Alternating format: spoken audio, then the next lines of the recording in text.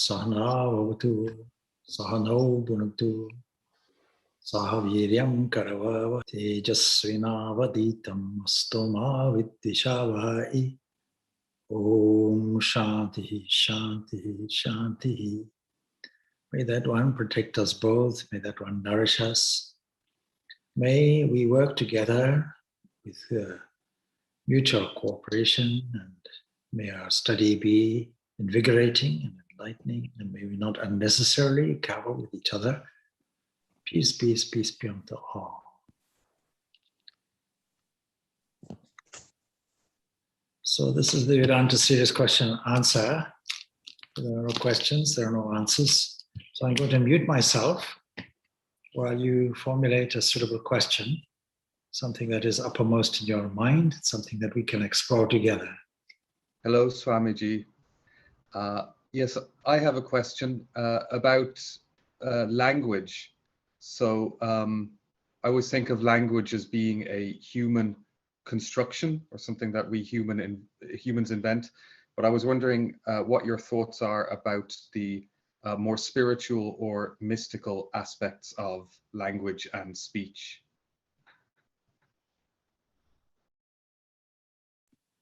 Okay, good. And Swamiji, can I just add my part so that you can take it up Yes. as you deem appropriate? This is in relation to last year's 4th July session, which happened to be the Guru Purnima weekend, and you had given a talk on freedom, our quest, and there you mentioned about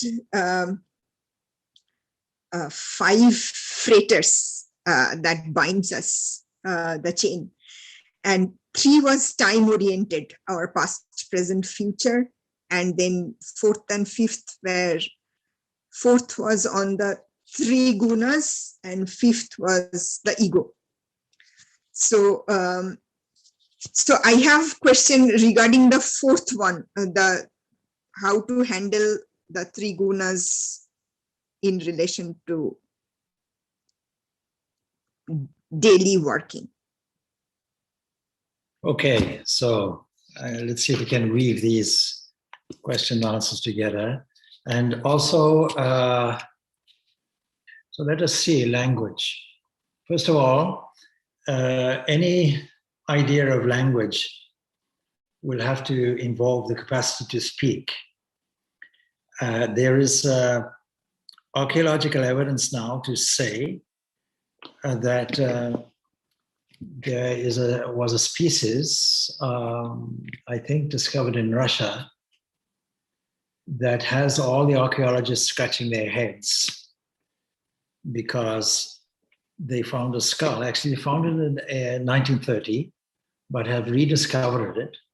And many say that this is a relic from the Denisovians, and not at all related to Neanderthal man. Why am I saying all this?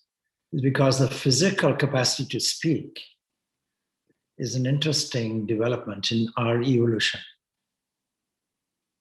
Now let us understand what is evolution. When we say evolution and think of biological evolution, that is the registration of a series of changes, then we have to understand it in the Vedanta more in the yogic way. And so the question of what is life is a burning question, even today, burning question. I mentioned that Erwin Schrödinger had given a number of essays or talks, really, developed into essays here in Dublin, around about the late 1930s, early 1940s.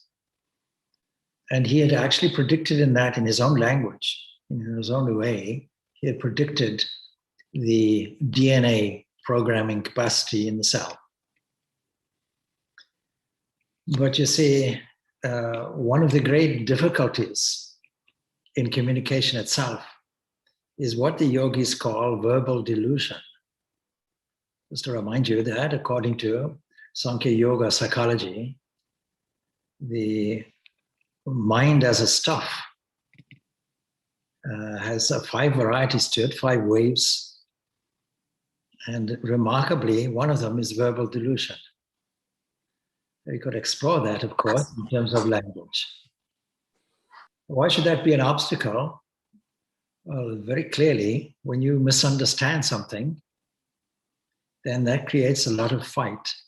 I always remember in Zimbabwe, an instance where a devotee, I may have told you previously, I think it was an insurance company, and there was a client coming. Him and his wife were supposed to come, and the client asked the wife, asked the man arriving without his wife, "Why are you late?" And because he had arrived at an appointment maybe 10, 15 minutes late. That's significant, by the way, in Zimbabwe and South Africa. If you're not at an appointment by about 5 minutes to, then your appointment is cancelled and given to somebody else. So here we're running on Irish time, which is pretty much the same as Indian Standard Time as well. But the client said, "Oh, my wife, yes, she's late." And the insurance man said, yes, I know she's late. That's why I'm asking the question. No, you don't understand. She's late. And the insurance man was starting to get a little irritated. He said, "What do you mean late?" He said, "Yeah, you see, unfortunately, she passed away yesterday afternoon. So she's late." So the disaster about miscommunication is quite obvious.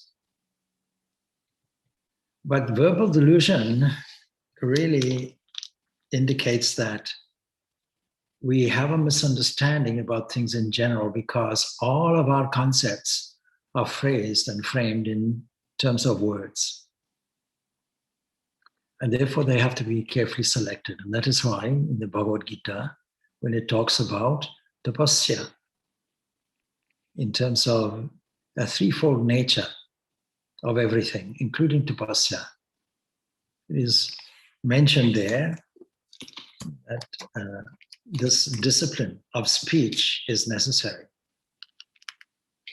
And speech is there mainly to convey emotion. And therefore, when we communicate with each other, one of the great difficulties I should mention in the COVID is very often we don't have the advantage of observing body language, or we don't have the advantage of examining facial expressions, unless we have a video call. And even then, it's only from here up. See? Many young musicians wondered why Mozart was only from here up, a bust on the piano. But actually, he was a full-bodied man. And he was, there's a joke, of course, that he was very happy being a bust, but his wife was not maybe so happy. So communication is a very subtle thing. Now, supposing we come across a universal language. I came across an article, a BBC article, and somebody in Lithuania has arranged a portal, a kind of round object. You look through it and it connects you with another city, and it is real time. And somebody asked, why is there no speech involved? And they say, no, the universal language is body language. You can see from the facial expression. In contrast to that, somebody says, how are you today? And you say, yeah, I'm fine. It means they're not fine. Or when a politician says, in my humble opinion, well, we exactly know there's nothing humble about it. So when we phrase things in language and try and frame spiritual concepts in language, we have to probably use a variety of things. Naturally, for credibility, many things we quote in Sanskrit, since that is the original language of the Vedas are put in that language, and all the Prasthanatraya, that is the threefold scriptural basis for Vedanta, is all in Sanskrit. That is the Brahma Sutras that explains and systematizes the Upanishads themselves. And in a little bit more modern Sanskrit will be the Srimad Bhagavad Gita. Everything that we know about Vedanta is contained in these. And even if we want verification of these, we look to the modern sages such as Sri Ramakrishna, Swami Vivekananda, and so on. So the Upanishads themselves understand the difficulty of conveying subtle concepts. And it is useful when we study these texts to understand the construct of Sanskrit. But even if you don't, there are sufficient translations that give you the same thing word for word. I'd give you the example of the 8 Upanishad volumes, as well as the Chandogya Upanishad as a separate volume, and Brihadaranyaka Upanishad as a separate volume. And it will give there the Sanskrit, these breakdown word for word in the Sanskrit. And then even in the commentators will discuss the various grammar constructs and so on, etymologies and so on of words that help us to interpret these in our own way, or in a better way, a systematic way. Now, the difficulty, of course, is when it comes to the Brahma Sutras, is there are principally the schools of thought in Vedanta have been systematized into 3 areas: what we call dualism, and then panentheism or qualified non-dualism, and absolute non-dualism. And every champion will squeeze and bend the texts to suit their particular philosophical interpretation. And we take this for granted. And Shankaracharya cannot also be excused from this. He also does it. But Madhur does it, representing dualism. Ramanuja does it also, representing Vishishtadvaita. So this language that we use as teachers will have to be suitable to the listener. And is it suitable then to convey these subtle concepts in Sanskrit? Probably not. And Swami Vivekananda never did it. But if you want credibility, you could quote the passage and so on and so forth. But it's much more important to gain the fundamental concepts to do with the principles. But all these principles are leading to something that can never be linguistically expressed. And even the blissful state of bhava, or bhava samadhi, or an ecstatic state, cannot be expressed. The feeling of love cannot be expressed. When we say love, pretty much everybody thinks they know what they mean by it. But unless you extend the definitions of that and the meanings of that, you have varying varieties of love. The English word love can apply to a love of chocolate, and it can be applied to a love of a dear one or a relative, and it can apply to love of God also. And we have to then be careful to understand what that means. So communication really is not effective unless there is a person who is delivering a message, there is somebody receiving it, and then both understand. Otherwise, miscommunication, just on any level, will not be efficient or effective. But in spiritual language, that's a little different. So we have to take, for example, language of Christianity is there. They have their own language. And it's no good telling me about Christianity and assuming that I know certain theological points of view. For example, many Christians will ask, have you been saved? And now I'm wondering, well, saved from drowning, say, what do you mean by saved? But they're assuming that you know what they mean. Have you had a personal encounter with Jesus Christ? Again, that begs the question. What do you mean by these terms? So that means every term has to be defined. And we have to understand that in the Vedanta, all these terms are just leading you to an understanding that goes beyond intellectual understanding and goes beyond emotional understanding. Both are transcended. Because the only way to understand the truths of the Vedanta is through direct experience. There's no other way. And how do you express the inexpressible? That's a difficult thing. And you can only give, therefore, analogies. Let us take, for example, samadhi. How will you define samadhi? Now, there are generally two types of samadhi which have been identified, generally called savikalpa and nirvikalpa. And both have to use analogy terms. Otherwise, we cannot understand. How do you describe sweetness to somebody who has never tasted anything sweet? It's not possible. They themselves have to taste the sweetness. And then the purpose of language is transcended like a scaffolding. Scaffolding is useful on a building. Once the building is complete, you can throw it off. And for this reason, the greatest language in spiritual life is silence.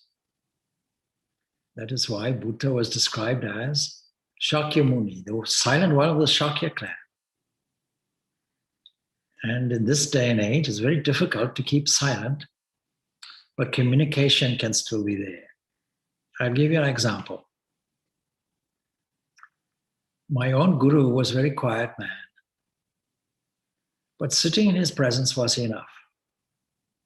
No words spoken, because he understood and was always tuned into something which was called sfuta. That means the expression, the first creative expression of the Supreme Principle. And that sfuta, or word, is also understood to be the divine word that manifests, that becomes flesh and dwells amongst us. But it is also the headquarters of every mind. It is the place where all thoughts are generated and all creation and creativity comes from there. And it is pure sattva. It is purity itself. And so, if a person is tuned into that, there's no need for words at all. There's another famous example about that, a great sage, for ease of understanding, again, communication. We will leave all the words aside. Anyway, he happened to decide that he would retire to a forest. In those days, it wasn't difficult. The forest was just across the road. And like everybody else, he would then focus on the aspect of freedom in his last days. But then he came across a deer that was suffering and struggling often, and rescued it, brought it up, nurtured it, gave milk, fed it from his own hand. And then as the deer grew up, of course, the deer wandered here and there. And with that, the sage, who had been practicing meditation and all kinds of spiritual discipline, became very worried, like an anxious mother. Where is my poor child? Where is my poor child? Child is late. And became so attached to the deer that naturally he lost the alternative freedom, because the deer bound him. It was a fetter, something that chains you. So, all right. With that fortunately, we have this whole concept and principle of another life, another chance. And like that, of course, next life, he naturally becomes born as a deer. But of course, he understands, he learns all the lessons, but ultimately he becomes born and decides that he will not speak. He will only have pure thought. He will align his mind, attune his mind eternally to the eternal, And because of that, people assumed he was dumb. And he suffered that. But he became one of the wisest sages. Those who recognize the story will understand what I'm saying. So there's a great value in silence, particularly in a world that is noisy and busy. You travel in somebody's car, immediately they reach for a radio or a CD or something like that. They have to have noise. Like the story of the fisherwoman who has to sleep when her basket is fish smelling.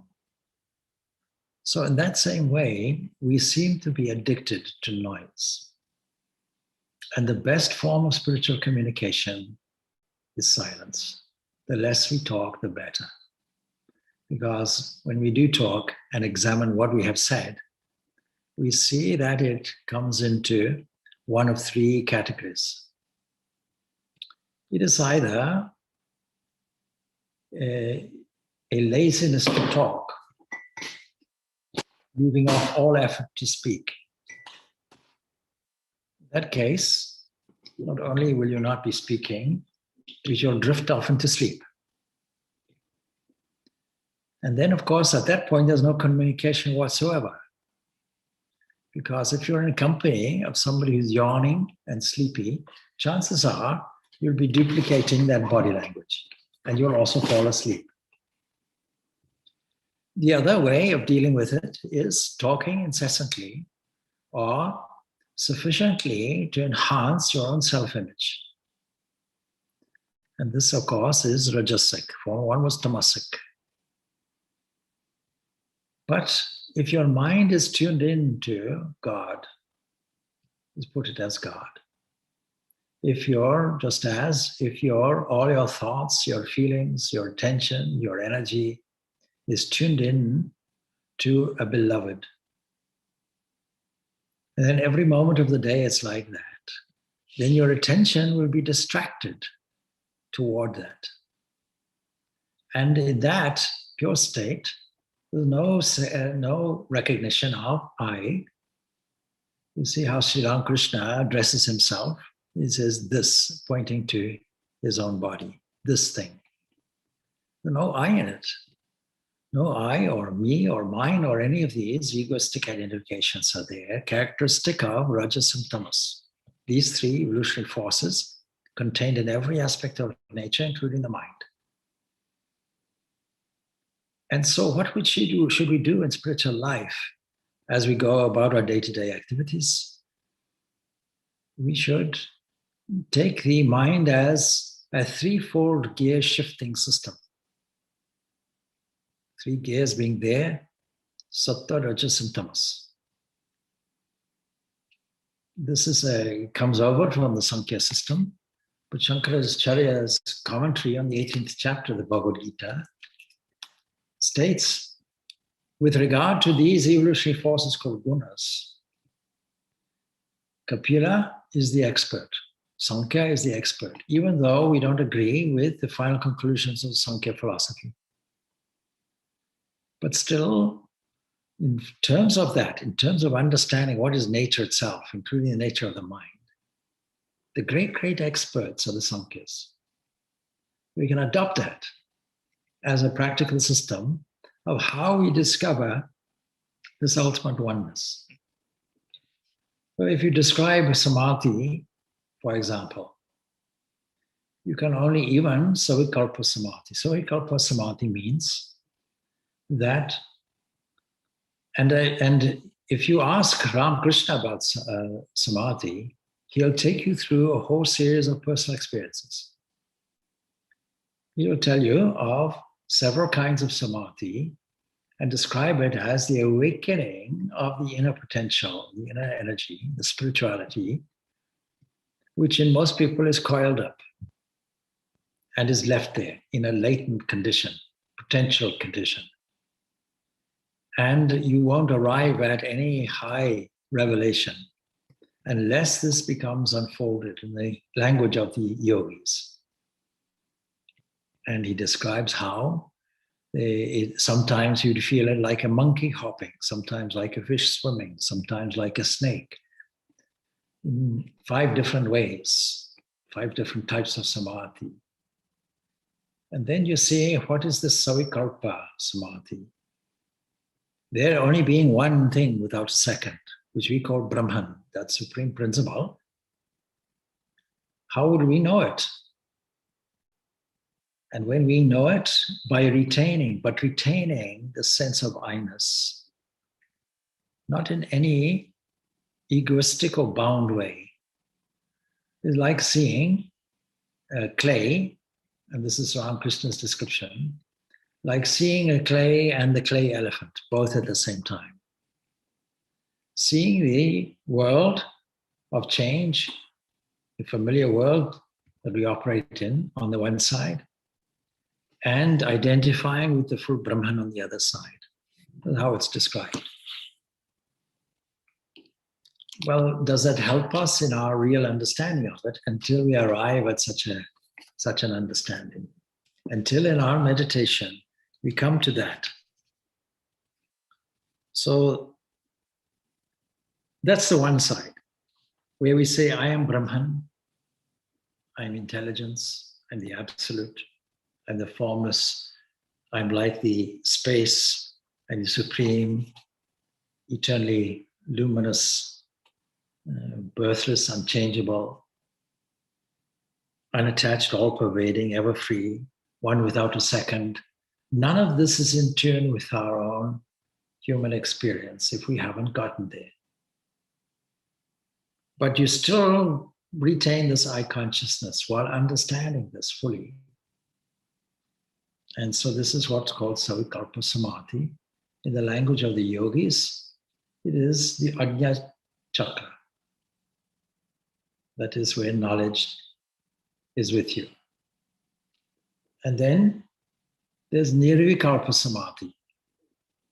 Now, how will you explain that? Because the example is given, if you are a lump of salt, fashioned like a clay doll or a salt doll, and you enter into the ocean, then the ocean and you become the one thing. There's no difference. There is absorption bereft of this I consciousness. And as long as we feel embodied, we can't really understand it. Now today, of course, we're celebrating the Mahasamadhi of Swami Vivekananda. You see, Swami Vivekananda and others in the inner circle are described as Ishvara Koti, ever-perfected beings. And when an incarnation comes, is the idea, they have to come with him. And from age to age, that entity, that cosmic mind is born. And so the whole lot will have to come back again. And so the unique part is they don't disappear like the salt doll. They come back. The capacity to dive in, like being in a room, or if you have ever been to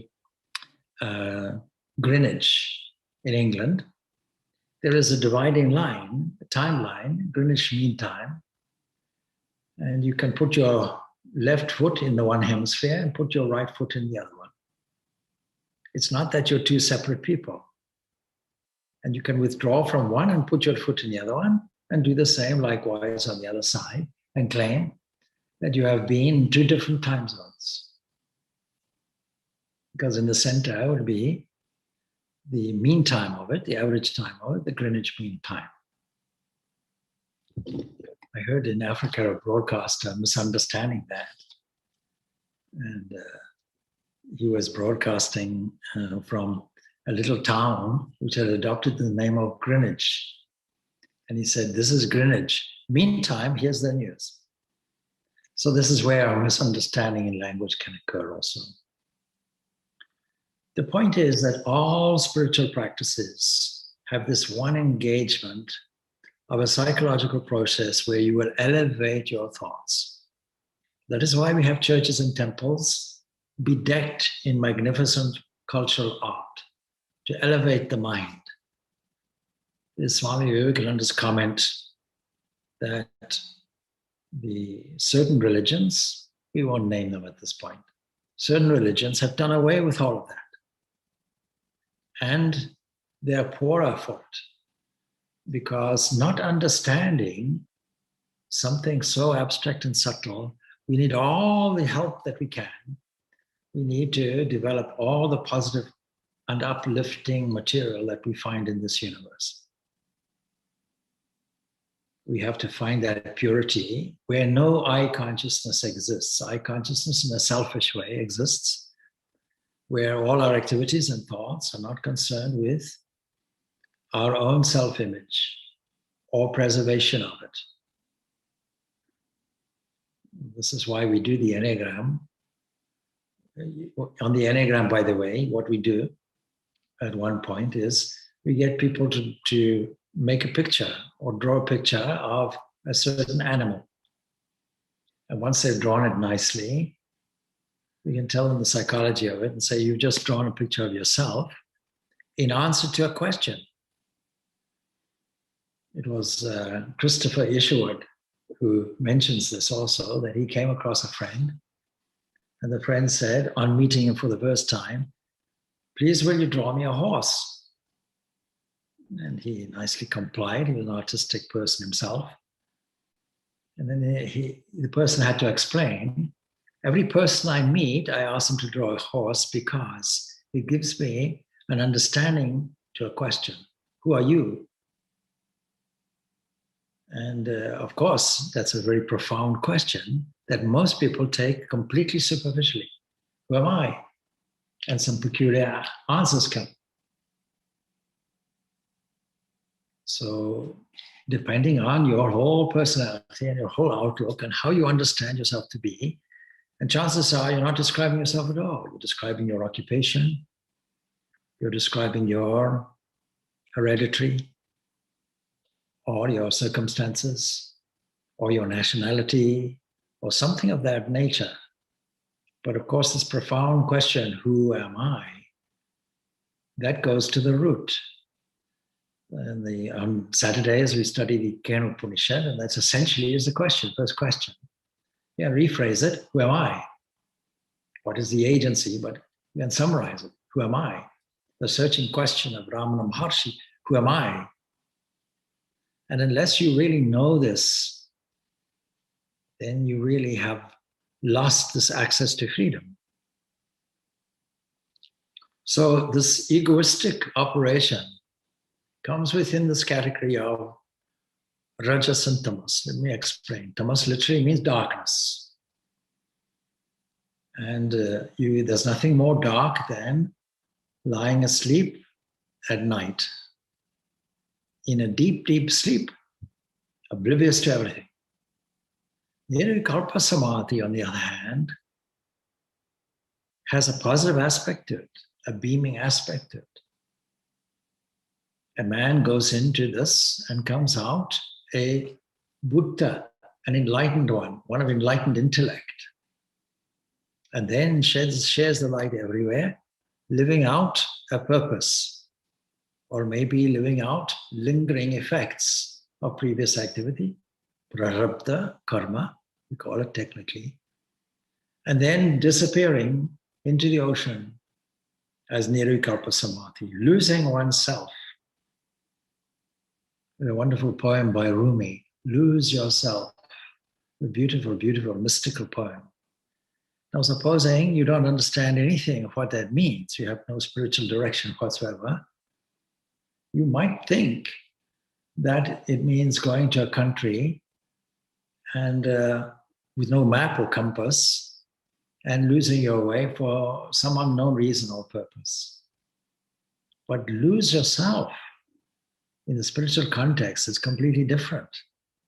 It means lose your whole self-image, your whole identity, and replace it with something better, a revaluation. What is this complex network of cells, this molecular body that we have, is something like an earth car that has a usefulness. Why not use it? And why not make it the best car and use it? We call the mind, my mind, But the subtlety of this statement, this language escapes us. Because maybe it's not my mind at all. Maybe it's just a substation of a broadcasting corporation called Cosmic Mind. And when I tune into it, I get a broadcast. And maybe then it is the sitting room of the Lord of the universe. And maybe when I sit there, I can clean it through meditation. So all of these things are revalued. And none of these things can be fully and adequately expressed in terms of language. That is why we have to avoid possibly the theological language of religion. And even where we use it, there has to be an explanation. There are certain established people in religions who are stuck at a point of evolutionary understanding in their spiritual life. What that means is, and I have it, I don't think I have it here with me. Those who have gone on the Enneagram will know that I go through the various stages of faith. And these stages of faith are commensurate with our psychophysical development. And we develop in all areas except this one area, this deeper spiritual area. Physically, we develop and grow, we change. Mentally, we also grow and change. Our intellectual understanding develops and changes. We become interested in different things. We become students, we get degrees. But in our spiritual life, we're prepared to remain static, stuck sometimes with doctrines and dogmas that have no real sense and unquestioned. You recall that there was this great movement instituted by E. Byrne and picked up as a bestseller by Thomas Hardy, I think it was, or anyway, he writes a book, I'm okay, you're okay. I don't think it's Hardy, it's somebody else. But I'm okay, you're okay. Essentially describing transactional analysis, that there seem to be 3 scripts going on. And one is a parent script, which is big. I'll draw it on the board just now. One is a parent script, and we get that as a running commentary, as an input of all the parental messages we get. That is from people who are 6 foot when we're 1 foot. And today that includes such technology input as cartoons, television, and so on. All that goes in, unquestioned, because we have nothing to evaluate it against. We take it all as truth. In that comes all our biases. In that comes all our fixed ideas and positions and our values and even the negative ones, so that it is likely statistically, if your parents were alcoholics, that you may also develop that trait, since the psychological input of that was unquestionably true. And then on the other side, we have a child script, because we want to retain our sense of freedom and childlikeness. We want to play, we want to have fun. And so if that's out of control in the adult script, the child script, then our behavior goes out of control. And so there must be a third one which acts as an arbitrator and decides and discriminates what we shall take from each aspect of our life. But it starts with a questioning. Why, when, where, how, who, etc. All questions. Now, you'll find some people who are fixed in their religious development where religion doesn't actually start yet, because the next stage, religion starts. What do we mean by that? If we take religion to be a search internally for that subtle truth which abides within us, that's an inner journey. It's not an outer journey. It's not taking outer prescriptions. I am doing this because a church says it. I'm doing this because the doctrine says it. I'm doing this because I'm told to do it, and I'm not questioning it. It comes in my parent script, and I never challenged it. And it's not doing me any good. So some people are prepared to be stuck there. And so this comes in when Swami Vivekananda tells us about the secondary details of religion that these people have made primary. And he tells us, as part of his commentary in the Patanjali Yoga Sutras, and he says the goal is to manifest this divinity within by controlling nature, external and internal. Do this either by work. What do we mean by work? All activities with a sattvic content. All work done in a non-egoistic way, in a selfless way, with truth and selflessness, mindfully doing every activity. We can enrich it by doing it as an act of worship to a most beloved personal God. And then our worship, that is assembling all your emotions that are normally orientated toward not love of the other person or love of God, but primarily love of yourself. Taking that and putting it into a sense of thankfulness, adoration to God. And if you do that, you'll see that God everywhere in the other person, seeing that being in the self and all, and the self in all beings. Or psychic control, that is balancing everything, developing concentration, and developing that into meditation. Concentration, technically in yoga, is called dharana. And that is if you concentrate on a single object, either externally or internally, then the commentators will tell us that 12 seconds of that is called concentration, dharana. What is meditation, dhyana? You take those 12 seconds, times it by 12. That is 1 unit of dhyana, where there is a constant flow, and only one idea is there. You've gotten the essence, the fundamental essence, beyond the form of that object. And if you times that again by 12, approximately half an hour, just over, 30 minutes and odd, this is called samadhi, where you actually attune to the meaning of this object. And what is that in theistic terms? Everything can be traced back to its origin, and religion calls that origin God. He says one or more, or all of these, and clearly he does mean all of them when you see what he writes in other places and the very symbol of the Ramakrishna movement. And be free. If you do any of these things, you will be free. But free from what, you see? Freedom from these 5 fetters that were mentioned, or 6 fetters, these various things. 8 fetters are actually there, but you can condense them.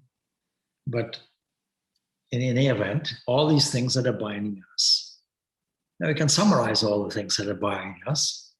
They're all our outward desires. In other words, we have to take this world seriously in order to be attached to it. But philosophy tells us, please don't do that. Actually, understand the nature of it is comprised of 3 basic waves, 3 basic waveforms. And everything that we find is just a variation, combination of these. And these are called the gunas. And these are the things that bind you, because guna means that. Guna means something that binds you. It's a rope. It's something that ties you. All right. So that being the case, we can be free when we practice these freeing avenues. But then, this is the whole of religion, he says. The whole of it, nothing more. What about lighting a lamp? What about doing puja? What about sandhya? What about all of these things? What about if you're Catholic going to the Mass? Oh, this is the whole of religion. It's got nothing to do with any of those things. Don't forget, it's one of the approaches. And even then, worship, formal ritualistic worship, recitation of mantras and so on and so forth, has no meaning as actions in themselves. There has to be a significant direction, intention. It has to be a method for freedom. Otherwise, it is simply being stuck at that level, the unquestioning level. I do this. I do this. Why? Because that's how I brought up. I learned this. My mother did it. Her mother did it, etc. No other reason beyond that. And if you ask 99% of people who are involved in religious practice, why do you do this? Pretty much most of them will not be able to give you a satisfactory explanation. Why do you light a lamp? Why do you put flowers on a shrine? They may loosely know and understand and have that sentiment. That's okay. But is there anything deeper than that? So this is the whole of religion. Doctrines, dogmas, or rituals, or books, or temples, or forms. They're but secondary details. You don't have to have any of these. But if these fit into any of these methods, these four methods that are described that we call yogas, then that's different. Now you see, when you put this unquestioning aspect, where all these doctrines and dogmas and so on and so forth become the primary source of religion, several unfortunate things happen. It becomes an extension of egoism. It becomes a cultural stamp, stronger actually than language, stronger than culture, artistic culture, for example, stronger than the flag. Religion is the most culturally identifying factor in the world today. And if you say that that is all and everything, then the fallout from it is that dogmatism will then become aggression. That doctrine will become an exclusivist point of view that says, I am right, I alone are right, all my teachers are right, nothing else. The way I view God, that is right, and you are wrong. And this can be subtle. It can be in a subtle self-image that has a subconscious aspect to it, depending on your childhood, that says, for example, I am wise. In other words, in brackets, a whole lot of you are fools. It's an arrogant position. So this idea of knowledge and understanding, there are two different things. And this is highlighted in many places in the Upanishads themselves. In the Kena Upanishad, which the next section that we're about to study on a Saturday, will highlight this aspect, the subtle aspect of what is knowledge. Is objective knowledge different from subjective knowledge? And how can you have subjective knowledge, even the phrase of it, unless it is objective? So these are some subtle areas in terms of this. So in Nirvikalpa Samadhi is beyond description to the point where a frustration can come in. If you try to describe this as happened, we read about Sri Ramakrishna, this happened, he made an attempt and it ended in tears for frustration. Who could ever understand this position? This culmination of unfoldment, or what we call evolution. So in the context of the gunas, these are evolutionary forces, is how I have described them. And in life, we have to play something like a game of life. So let us see how we do that. Blessed are the pure in heart, for they shall see God. This is one of the beatitudes that Jesus had given. And what does it mean? It means we have to take the psyche, the whole mental frame, and progressively, with no holiday in it, using time as our useful factor. Put in noble values at every opportunity and use it in order to reform the unconscious mind. Unconscious mind is full of samskaras, unconscious impressions that are echoes of every thought and every movement we make. And the combination of those provides us with personality, character, and so on, becomes our first nature, but is all learned behavior based on a wrong reading of the world in front of us. So how to change that? So we have to fill the mind with selfless, non-egoistic, generous, open, loving values. We have to see the world in a different way. And we have to see it as God sees it. God made the world and saw that it was good. If we, with our distorted view, we see it as bad. Why? Because every day we listen to the news about the COVID virus, or the news about this happened in this world, that happened in that world. And because of the swiftness and ease of access to international media, we get immediate knowledge of something that is happening in the far corner of the world. Today's news, I can tell you easily: fires in Canada, an airplane crash, a military aircraft in Philippines, the COVID virus toll in India, the threat from various quarters. We can sit and we can study that the whole day if we like, but what will be the effect? Our face will hang down by our knees. We'll walk around with an air of pessimism and disappointment that can lead us to suicide. Why? Because we have not given ourselves the opportunity to raise ourselves by ourselves, not to lower ourselves. See, the 6th chapter of the Bhagavad Gita makes that famous statement. You're your own best friend, a friend, or your own worst enemy. And what does it mean, raise yourself up or lower yourself? It means take your attention like a kind of tool or a gear and willingly direct it into something that is elevating, something that is positive. Because the truth is that when we look around the world, if we look at it in the correct way, we will see both negative and positive, and we'll see the positive far outweighing the negative. We will see God's glory everywhere if we have an eye to see it. But what are we doing? We're filling our minds with all kinds of criticism, negativism, thinking how we can correct it, leading parents to say, I'm glad, grandparents or great-grandparents to say, and I've heard this, I'm glad that I never had children in this day and age. See, looking at a gloomy prospect everywhere. But the world is something called Jagat. It means it has the capacity to change and is changing. Whether you like it or not, it's changing. But this change is part of evolution. And what I mean by evolution is unfolding. Unfolding, as simple as that.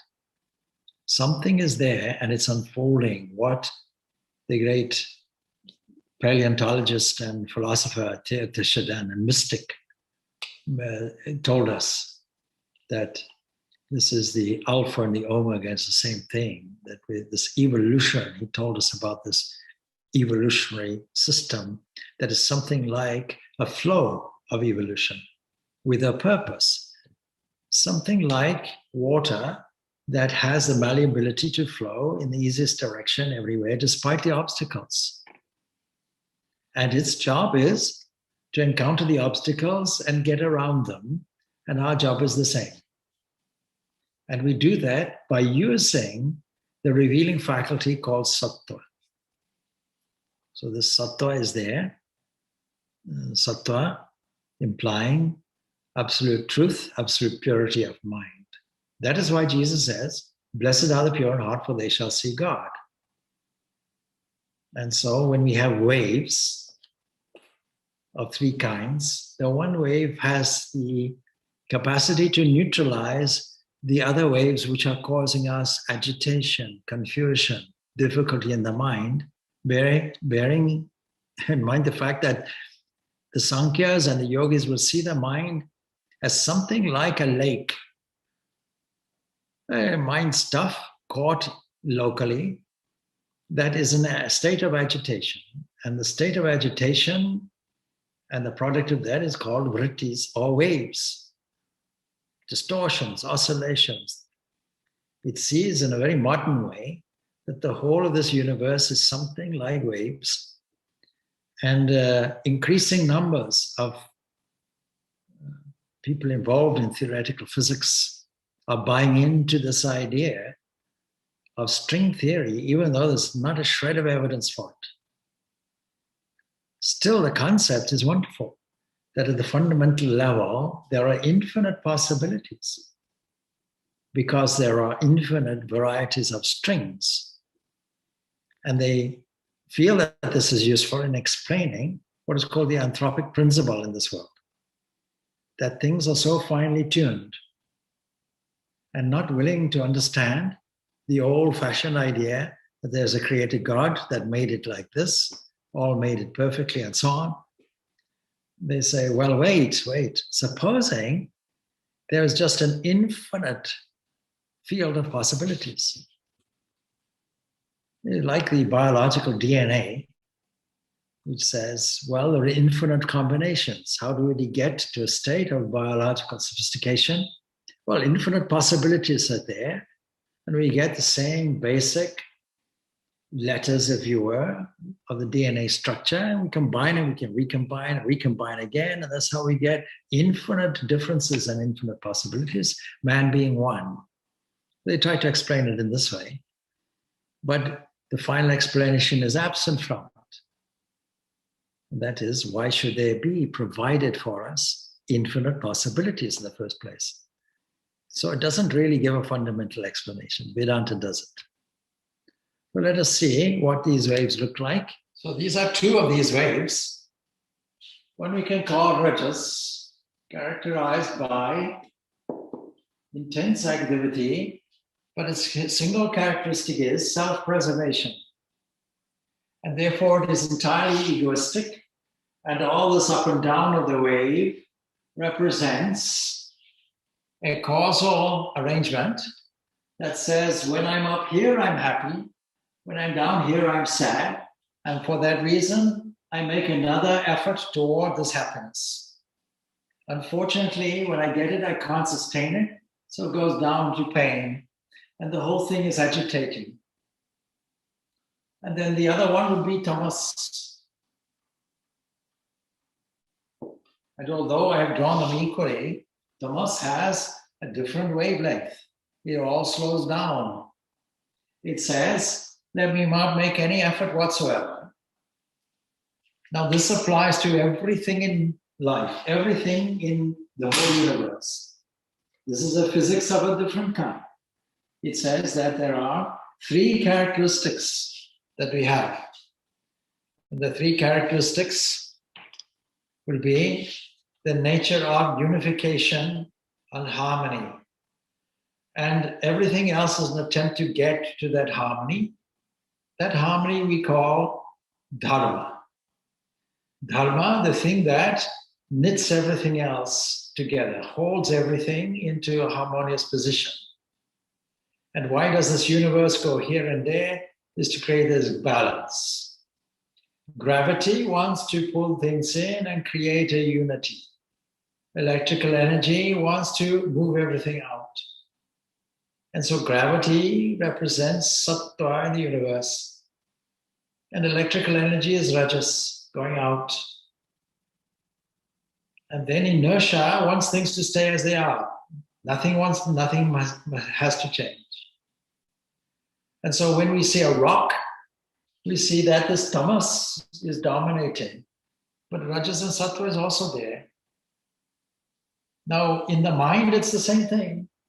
In tamas, it comes out as lethargy, laziness, hopelessness, giving up, dullness, ignorance, and comes out in our behavior way as utter selfishness, complete evil. And Rajas, let's be a go-getter. Let's go and get something. Let's achieve something. This you'll find in many positive thinking systems.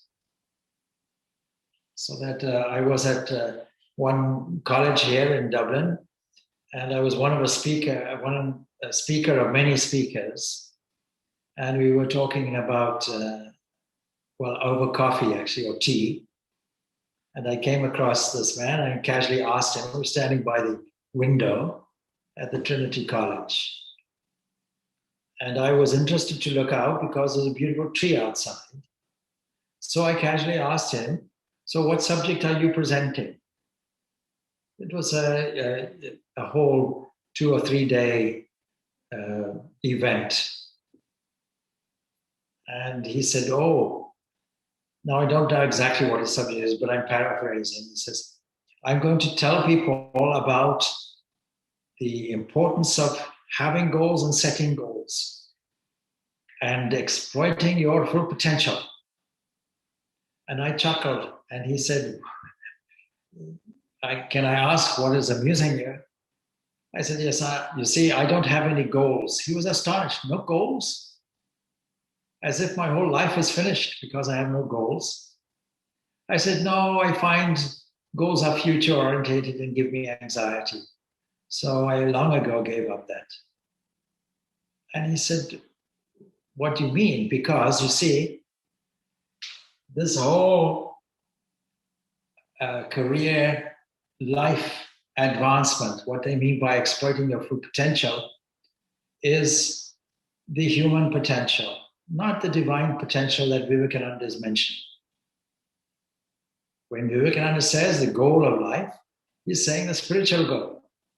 Only one goal. He didn't say goals, plural. And so this is purely Rajasic. And Rajasic is by its nature future-orientated and creates anxiety because all these waves, you can imagine this whole thing like an ocean or a lake is a better analogy. And all these waves are disturbing what is fundamentally here at the bottom. At the bottom is your own true self, your immortal self, the primary principle of existence, the causal root of all things, the ground of all being. And if you want to know what we do in Vedanta, the inspiring thing is what Vivekananda said. "Tend to mount to, I will not rest." My whole effort is for people to understand their oneness with God. This whole Vedantic principle of your own immortal existence, everybody should know this. This is the modern religion of today. Everybody should know this, regardless of what they practice and how they practice it, regardless of their theology. Behind all of that is this one principle. Only by knowing that will you be free. And so these are 2 waves I have described. And if you have a lake, it is like this is stirring up all the mud and distorting the bottom. We can't really see there. We can only see a kind of inference of it, which we call existence, life. And then another wave is cultivated, sattva, and that has the effect of neutralizing that whole thing so that we are able to see the self that religion also calls God.